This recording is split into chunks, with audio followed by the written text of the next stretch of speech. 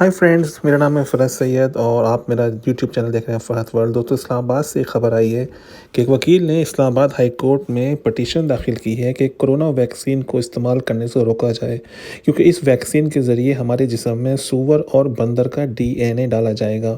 दरख्वास्त गुज़ार वकील तारिक असद की जानिब से वैक्सीन से मुतालिक ये भी कहा गया कि वैक्सीन में चिप शामिल होगी, जिससे हमारी लोकेशन भी आसानी से मालूम की जा सकेगी और बिल गेट्स का आबादी कम करने का भी नज़रिया नज़रअंदाज नहीं किया जा सकता।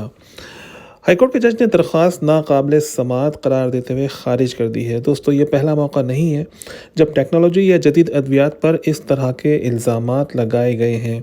पोलियो कतरे पिलाने पर हमारे दूर दराज नॉर्दर्न एरियाज़ में आज भी पोलियो वर्कर्स पर हमला हो जाता है। लाउड स्पीकर एक ज़माने में हराम करार दिया गया था और आज किस तरह से इस्तेमाल हो रहा है। तो अब इसी तरह कोरोना वैक्सीन के पीछे भी कुछ लोग पड़ गए हैं। चलें देखते हैं कि आगे क्या खबरें आती हैं। तब तक के लिए इजाज़त। हमारा चैनल ज़रूर सब्सक्राइब कर लीजिए। इजाज़त दीजिए। खुदा हाफिज़।